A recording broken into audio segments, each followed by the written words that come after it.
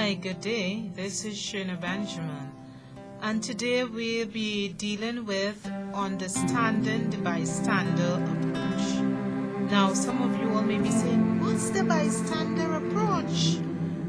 I've never heard that before. Now, I was also this way a few months ago. I never knew about the bystander approach, and when it was introduced to me, I was intrigued.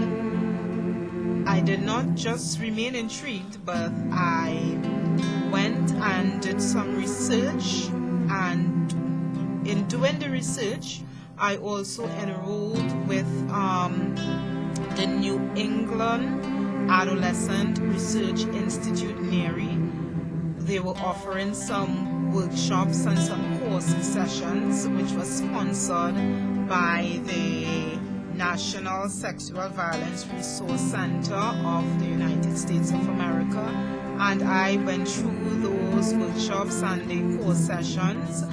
At the end of each course session, you have your assessment where you are given an examination and questions to answer based on the coursework that was given to you, and you must get 80% to pass to be certified in this area of understanding the bystander approach.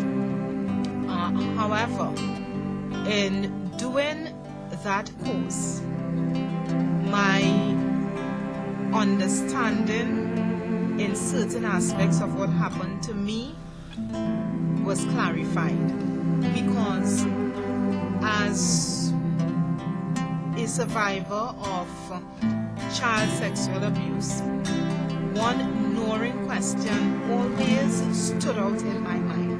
Even though I received certain levels of healing, there was this gnawing question that plagued me for years. I asked a bit of counselors about it, I asked other persons about it, and I never felt justified with the answers which I received. And while doing this course, while doing the workshop with NARI, those questions were answered in regards to that question which was gnawing me for years, even up to a few months ago. And I'll share that question with you. That question was, why is it there were so many adults around, so many adults whom I looked to as protectors and as guardians and persons of trust, and not one of them prevented my abuse as a child from the age of 6 to the age of 15, and not one of them intervened to stop that abuse. And you also may get some of your question answered as I do the bystander approach. I'm going to take it from some of my coursework which I did and share with you.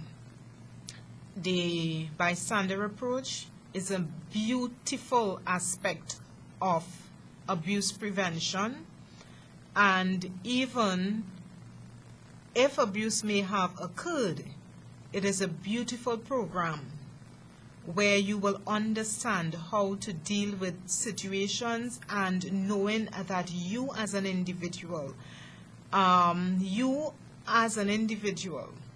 you are accountable and you are responsible for your environment, for the things that go on around you. So we move on now to dealing with understanding the bystander approach. So, understanding the bystander approach. Today, as I said initially, we deal with bystander intervention, the role of the engaged bystander in preventing sexual violence and the factors that lead people to act. The term bystander is defined by the Merriam-Webster as one present but not taking part in a situation or event, a chance spectator. Now, in 1964, the rape and murder of Kitty Genovese shocked Americans from coast to coast, while a man attacked, raped, and killed this young woman for over half an hour. 38 men and women witnessed the assault and did nothing to help. The shock and confusion surrounding this single event captured the country's attention and launched a substantial debate into how caring people could watch such an attack and yet do nothing. This one event launched new research and programs about the bystander effect. This one event also marked the beginning of an approach by programs and researchers to move bystanders to act more responsibly. People in a bystander role often describe feeling scared, alone, and afraid to say or do something in the face of violence. They say that they fear making someone angry, possibly misunderstanding the situation, or even triggering further violence. Yet over the years, the Bystander Intervention Approach has recognized that saying or doing something is not necessarily a single event by a single hero. In fact, in many situations, there are a variety of opportunities and numerous people who can choose to intervene. Oh yes. With this new perspective or approach, people might intervene in less extreme situations, such as saying something at a party when a man is harassing a woman, or supporting a family member when confronting an abusive relative. This expanded approach includes a broad range of opportunities to intervene that can be as simple as a word here or there, or more involved behaviors that people know that you will take action. Now you may be asking now, well, what's the importance of a bystander approach? So I'll get into that now and I'll tell you the importance of a bystander approach. Although some anti-sexual violence groups focus much of their efforts on stopping victimization and others on stopping perpetration, both approaches share common goals, namely to create a safe community and to hold the perpetrator responsible for his or her crime. Much of the important work in both fields takes place after someone has been harmed. However, with the bystander intervention approach, the work is broadened to address the behaviors of others. The friends, families, teachers, clergy, and witnesses that surround any act or pattern of abuse, thus offering an opportunity to also address behaviors before sexual violence has been perpetrated in the first place. The bystander approach offers opportunities to build communities and a society that does not allow sexual violence. It gives everyone in the community a specific role in preventing the community's problem of sexual violence. Banyard et al. 2004. I took that quote is taken from. In the field of public health, primary prevention refers to intervention before anyone has been harmed. The bystander intervention approach is key to finding and expanding the possibilities to stop sexual violence before it is perpetrated. This bystander approach has been successfully used with a variety of social ills, such as combating racism, intimate partner violence, and drinking and driving. In many ways, willing bystanders are already part of the environment of those working in sexual violence prevention, response, and treatment. A significant number of clients in most rape crisis centers are family and friends of the victims, people who want to learn how to support victimized women, children, and men. Programs that work with child sexual abuse cases also involve the child's family in the healing process. By incorporating the bystander approach into these existing services, the families and their communities can become more educated about how to take action to prevent sexual violence. They may also be more willing to say something or do something when they see an opportunity to act. Now we'll be going down now because I'm sure your interest is being piqued and you just gearing to hear more about the bystander intervention approach. The bystander approach offers several clear benefits. Okay. It discourages victim blaming. Breaking the silence around sexual violence is a critical strategy in prevention.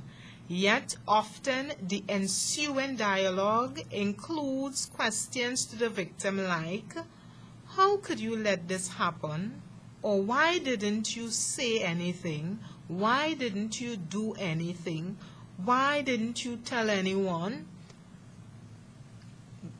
With bystanders as active participants, the sense of responsibility shifts away from victims and toward the family, friends, and the whole community. The questions then become, how could we let this happen in our community? And how can we learn to say something? How could we let this happen in our family? And how can we learn to say something? One of the other clear benefits of using the bystander approach is with more bystander intervention, society's collective responsibility takes on a new role. Studies show that social norms can play a significant role in violence prevention, especially in communities such as college campuses, universities, groups, Banyard et al. 2004. For example, just as Mothers Against Drunk Driving, MAD, shifted social norms of our society with their slogan, "Friends don't let friends drive drunk." A similar shift is also possible for sexual violence. Friends don't let friends harm others. The other clear benefit of the bystander approach is it shifts responsibility to the community rather than any one man or woman. In previous decades, rape prevention programs focused almost exclusively on the dynamic of men as perpetrators and women as victims of sexual violence. Child sexual abuse programs began as programs teaching children to say no and teaching adults to listen. The bystander approach shifts this responsibility and engages adults as agents of change. Both men and women become equal partners in prevention. Okay, now I'm going to explain to you who's a bystander, because you may be hearing the term bystander for throughout this video. The term bystander conjures up many and sometimes conflicting images. For some, the word connotes a passiveness, an innocent bystander who could not do anything or say anything in a dangerous situation. For others, the term includes more engagement, such as someone who witnesses a car crash and calls for help, or someone who stands by a friend when he or she is being harassed. The reality is that everyone is a bystander.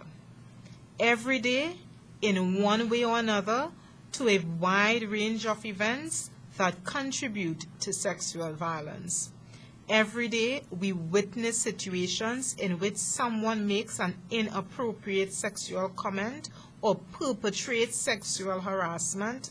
Sometimes we say something or do something, but at other times we choose simply to ignore the situation. How do we make those decisions? Is there a safe way to increase the number of times and situations in which we might choose to act? And could that way also make sense for others? Okay, I'll repeat that. How do we make sense of those decisions? Is there a safe way to increase the number of times and situations in which we might choose to act? And could that way also make sense for others? Anyone who lives in today's society likely feels the impact of sexual violence surrounding us. Oh yes, the visibility of sexual violence has become more apparent in the mainstream media, the news, on talk shows, and in the memoirs of famous people. In fact, most of society bears witness, is a bystander to sexual violence. The impact of sexual violence extends beyond its visibility. Research in the last 10 years has revealed much about the lifelong impact of sexual violence on the lives of many survivors. Felletai et al. 1998. More recently, researchers have considered the impact of sexual violence on those who come into contact with victims and perpetrators. Bird Edmonds, 1997. Friends and family of victims and/or perpetrators of sexual violence are particularly affected, as are the professionals who work with them.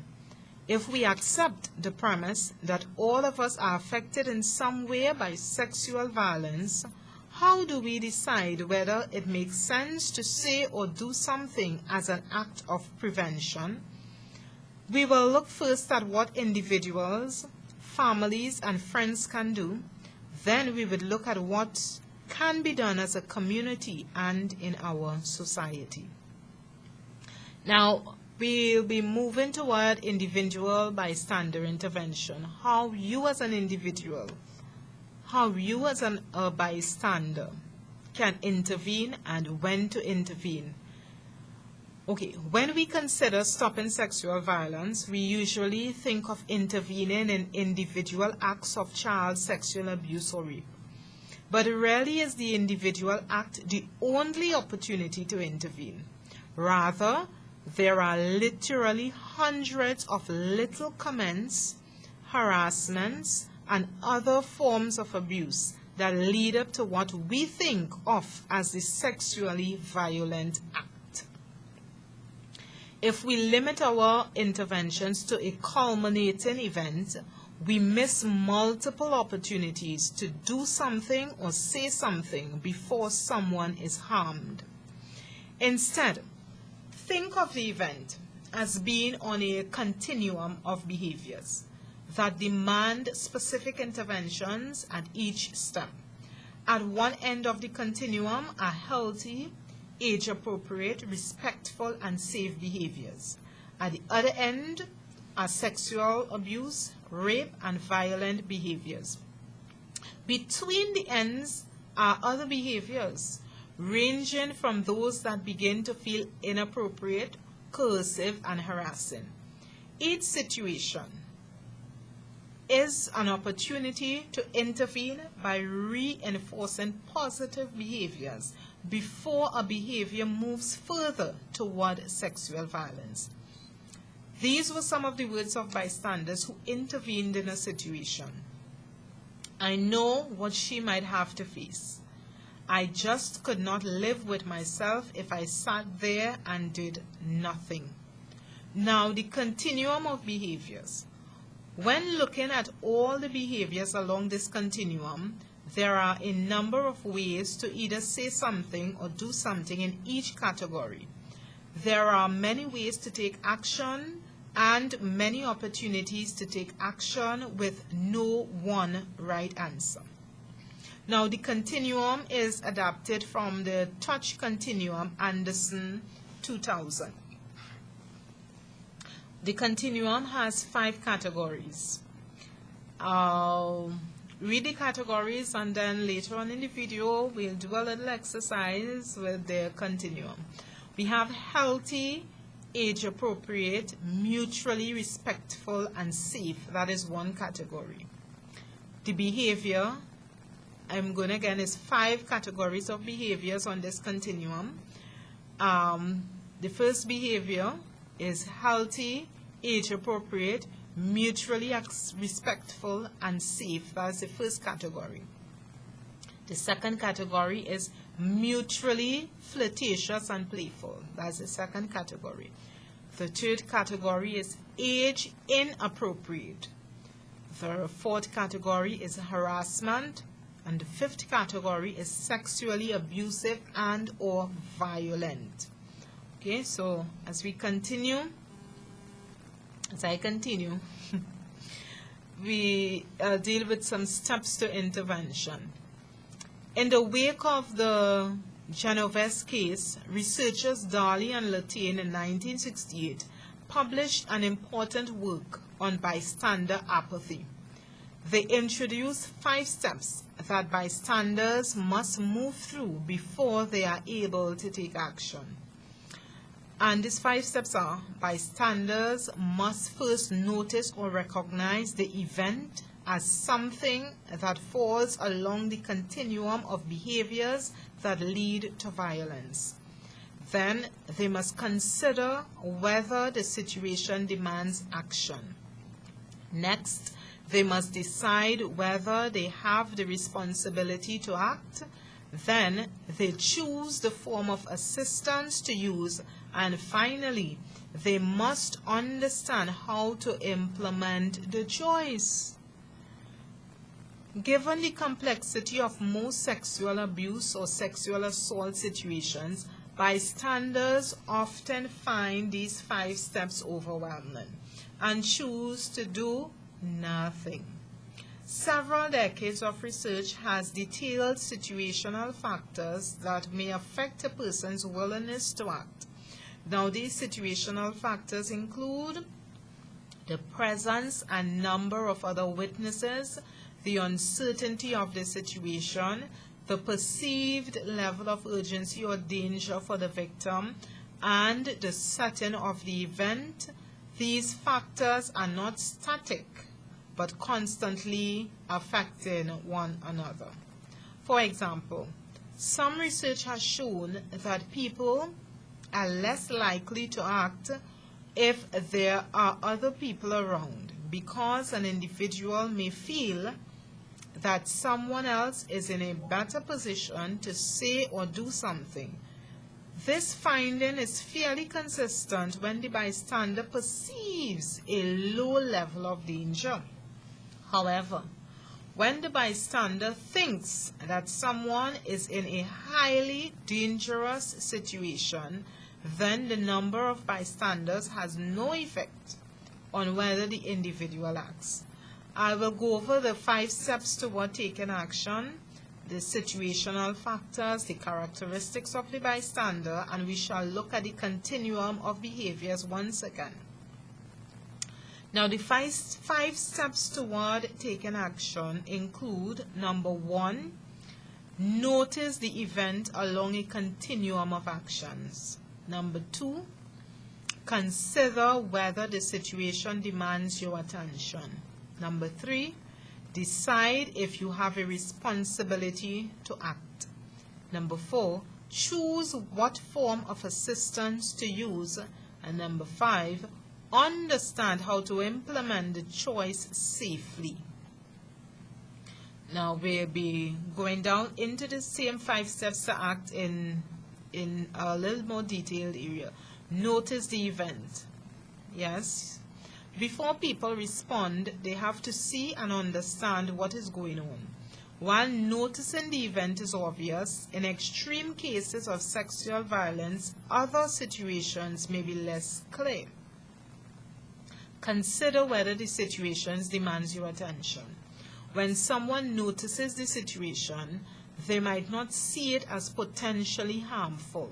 An educated public that knows what to look for will be more likely to see a situation and know they need to do or say something.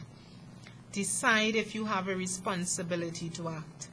After someone notices the event and decides that something should be done, he or she must then decide whether to take responsibility in some way for doing or saying something. Choose what form of assistance to use. Once someone decides that something should be done, they also need to know what can be done. Understand how to implement the choice safely. When someone decides that something should be done and decides what that will be, they also need to know how to do it. Now we move on. I move on now to the situational factors. The situational factors which bystanders consider before taking action include the presence and number of other witnesses. Research has shown that people are less likely to act if other people are around, because an individual may feel that someone else is in a better position to say or do something. The uncertainty of the situation. When the bystander thinks that someone is in a highly dangerous situation, then the decision to act will be based more upon the urgency and the level of danger in this case. The number of bystanders has little or no effect on whether the individual acts. The perceived level of urgency or danger for the victim and for the bystander. The type and setting of the situation, example, the shopping mall or a family picnic, will also have a significant impact on whether the bystander feels an obligation to act. The setting of the event. People are less likely to intervene when they are unsure of what is happening or who is directly involved. These factors are not static, as said before, but are constantly changing and affecting one another.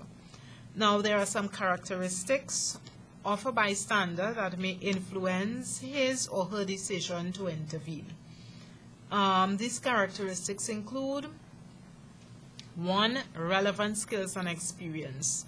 Studies indicate that bystanders who are confident about how to respond from either past experience or from skills training are more likely to intervene. Christie and Voigt, 1994, Crick and Dodge, 1994. Number 2, relationship to the victim and or perpetrator. If someone knows the victim or the perpetrator, or they feel a strong empathy for someone at risk to be harmed or at risk to abuse, then they are more likely to act.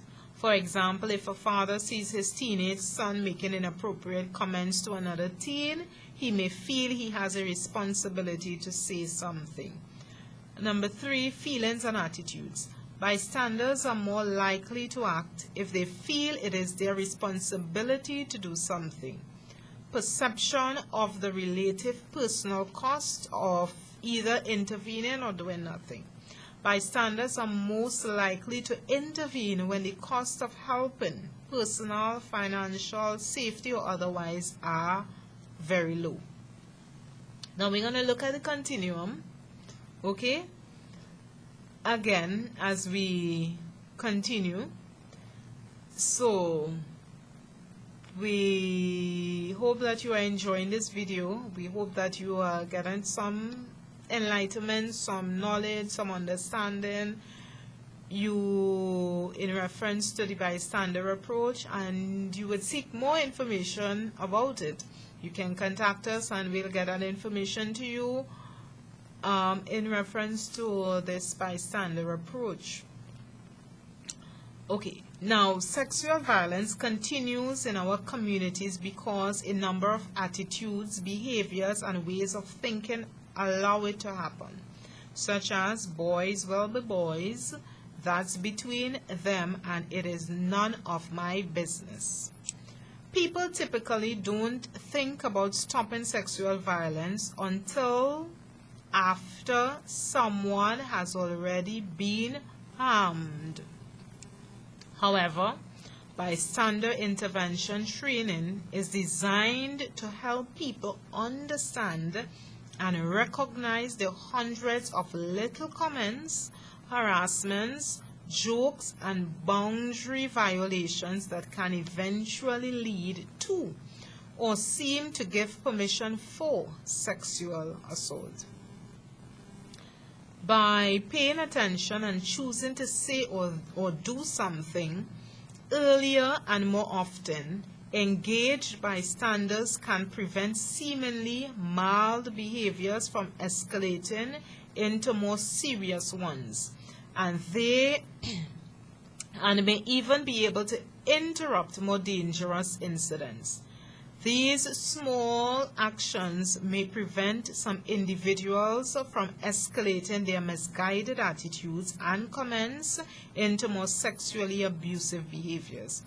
These small actions may also contribute to changing the community attitudes or expectations to act as if everyone truly is responsible for the well-being of one another. Now, the continuum of sexual behaviors, as I called them out before, has 5 categories. Now, category 1 is healthy, age-appropriate, mutually respectful and safe. Category 2, mutually and playful, flirtatious. Category 3, age-inappropriate or non-mutual. Category 4, harassment. Category 5, sexually abusive and or violent. Now what we're going to do now with this continuum is to test our knowledge about the range of behaviors, including healthy, age-appropriate sexual behavior to violent, sexually abusive behavior. I will place the behavior to the appropriate category along the continuum. So we have 2 11-year-old boys watch pornography online. Now we have 5 categories on this continuum, and this behavior must be placed on this continuum in the right category. And we, as 2 11-year-old boys watch pornography online. Now that behavior must be placed in the category that says age inappropriate. Okay. We have woman sends a note with her phone number to someone she talked with during the last conference break. Now that behavior will be placed in the category of mutually flirtatious and playful. Okay.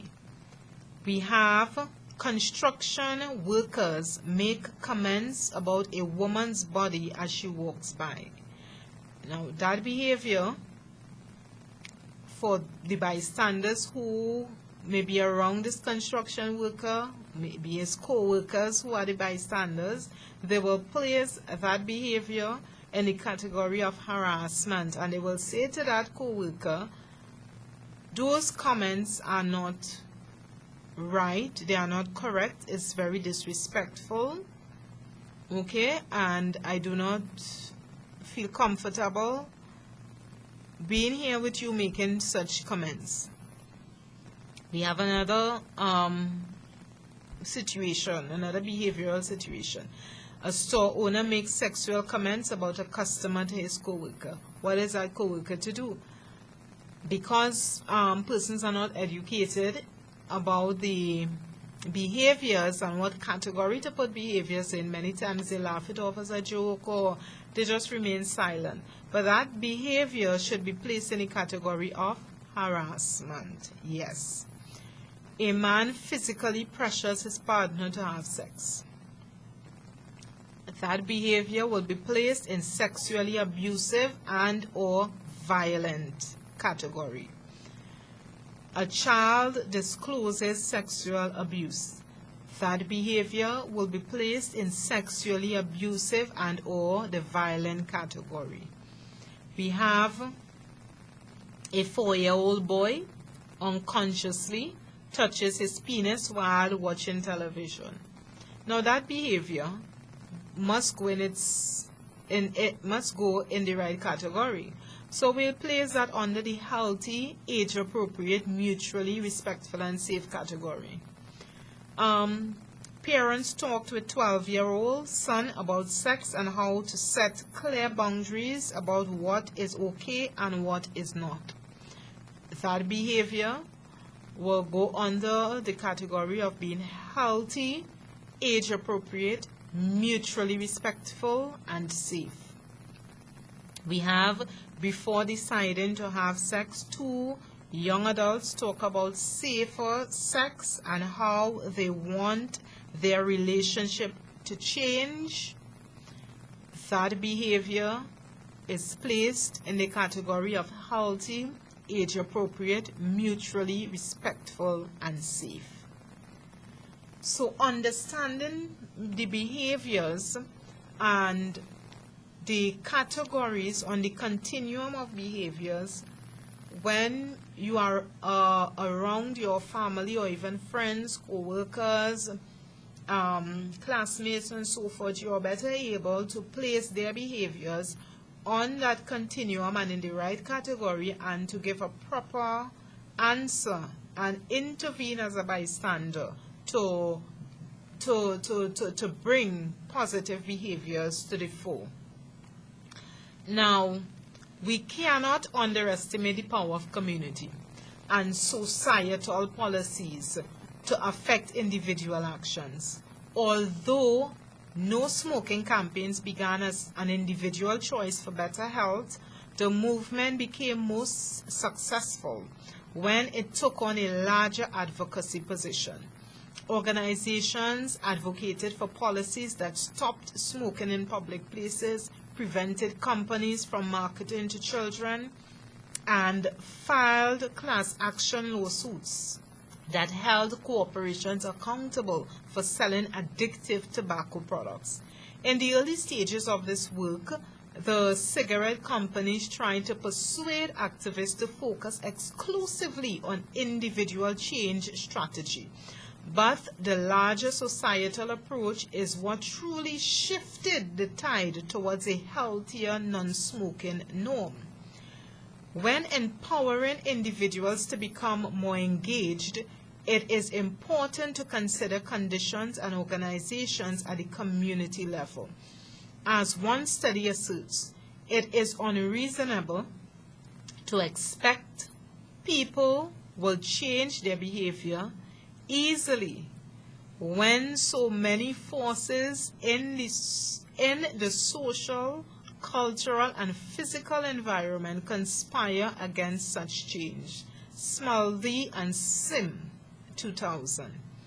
So, programs that shift social norms, develop institutional policies, and create legislative initiatives will support individual behavioral change by transforming the forces surrounding the individual. Our rapidly changing technology may also make it easier for people to reach out for help or offer assistance. For example, it is easy to imagine that if someone were to attack Kitty Genovese in today rather than 1964, someone would be able to call 911 or on their cell phone to attract immediate attention. Mandated reporting laws exemplify how social policies can shift the cost and benefits for bystanders to promote intervention in sexually violent behaviors. Until the early 1980s, if a child disclosed abuse or someone who knew the child told someone else that the child was being sexually abused, that person, a bystander, was under no legal obligation to report the abuse or get help for the child. A shocking number of adults and even professionals did nothing, even when they believed the child was being sexually abused. When mandated reporting laws and anonymous reporting options passed in all 50 states of America, the number of reports of sexual abuse immediately skyrocketed. These mandated reporting laws carry specific costs for those who do not report, example, fines or jail, which contributed significantly to the dramatic increase in reports. We're dealing now a little bit with shifting the social norms. Okay. Researchers have described the decision to do something as bystander apathy, but few people are truly apathetic when it comes to sexual violence. When someone chooses to do nothing, it is often rooted in a social norm. Programs that promote bystander involvement recognize the importance of shifting existing social norms so that there is social pressure to do or say something instead of nothing. Berkowitz, 2003. Consider what new social norms might look like. Encourage help-seeking behaviors. Because it is often hard for many of us to ask for help, a key role for bystanders is to invite and encourage requests for assistance. This could be accomplished by highlighting stories of hope, responsibility, and change for survivors, and by making sure that those at risk to abuse know that they can get help. More recently, there have been a number of efforts to encourage those at risk to abuse to reach out for help while holding them accountable for any crime they had committed. Now this is in the U.S. Adopt policies to encourage engagement. There are many policies that organizations can adopt to promote the social norm of involvement and action. For example, policies may reinforce healthy sexual development in youth, such as, our whole lives curriculum developed by the Unitarian Universalist Association and the United Church of Christ. Other policies may also focus on sexual harassment, training sessions such as those conducted by public agencies working with youth. When leaders in organizations and communities begin to see themselves and the people they work with as involved bystanders, bystanders' engagement can become the norm. Celebrate, oh yes, celebrate the actions of bystanders. When we hear of a bystander intervention, we often breathe a sigh of relief rather than celebrating the bystander's action. Consider the impact of giving positive recognition. When a New York City worker recently leaped onto the subway tracks to save a student having a seizure, he was given the highest honors possible in that city. Each organization can begin their own award program to honor those bystanders who choose to intervene in situations big and small. Develop a multi-level approach to bystander intervention. Research indicates that a multi-level approach is necessary to address the root causes of sexual violence in our society. A single simple message will not do the job. Any effective programming must address a continuum of forces that includes individuals, relationships, communities, and society at large. Individual level. Provide knowledge, skills, and training on how to help. It is important that individuals learn to recognize a pattern of warning behaviors that demand a conversation or an action.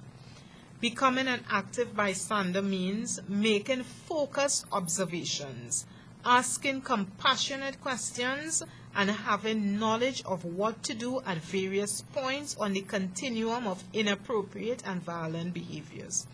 All too often, responses to sexual violence are based on shame and denial. For example, when a family member has perpetrated sexual abuse, denial may feel easier for other family members than opening the door to an investigation that would bring shame upon the entire family. In our society, there is little motivation for individuals to speak up and tremendous pressure to keep silent when they see or sense something is wrong. Often, people do not respond because they are concerned about their own safety or they do not know what to do. They may also feel that the level of behaviors they witness do not warrant intervention. Individuals will more likely intervene when they have specific skills to recognize behaviors that are unhealthy or problematic and know how to intervene before abuse is perpetrated. This means that programs should teach the skills needed to reward healthy behaviors and to say or do something when unhealthy or problematic behaviors are observed. An important and common feature of many programs is giving people an opportunity to practice what to do and say in various situations. Programs also need to outline what can be said or what to do with the friend or family member who demonstrates any of the behaviors along the continuum. This may include information about what to say around healthy relationships, especially between teens or between children. Again, it is critical that people learn how to assess the danger in a situation and also when not to intervene for safety reasons. In some situations, intervention may mean seeking out other people, including professionals, and sometimes seeking out professionals and other persons who will be involved at a level of skill to help the individuals and to intervene in that situation. And sometimes the anonymity of those involved must be assured. Okay? Relationship level.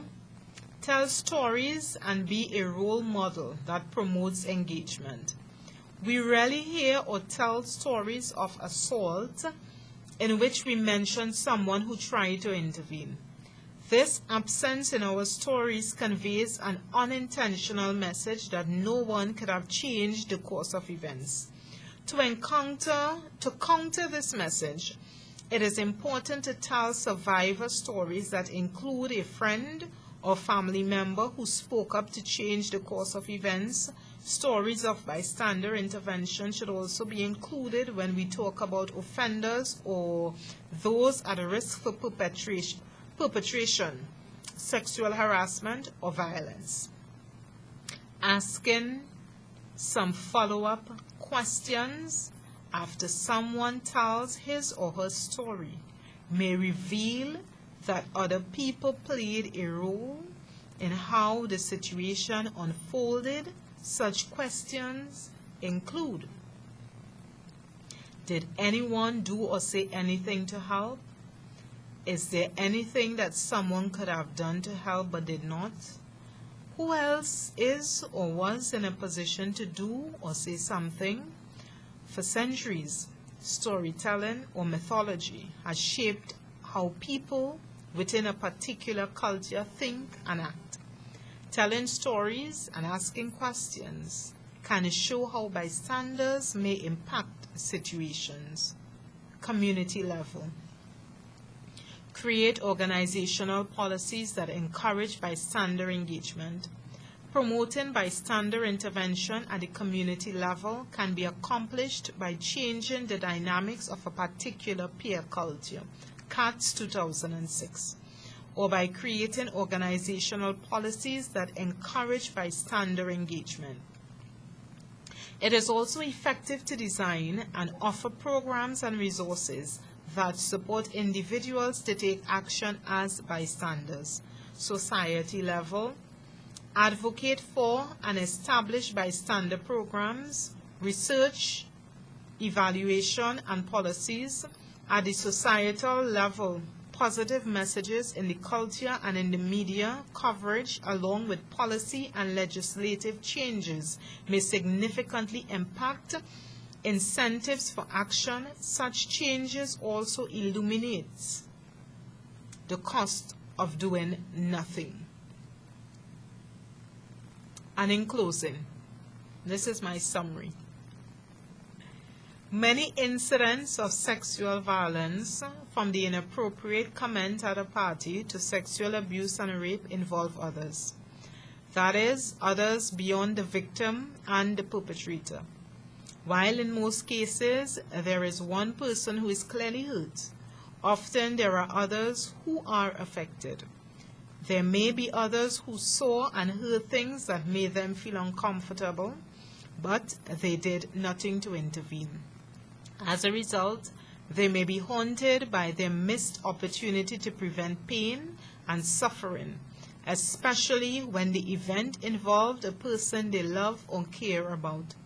Bystanders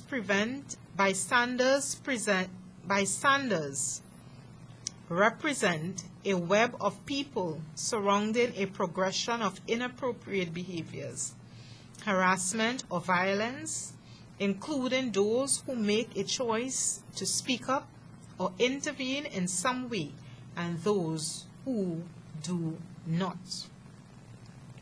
Bystanders can have a powerful impact on sexual violence prevention.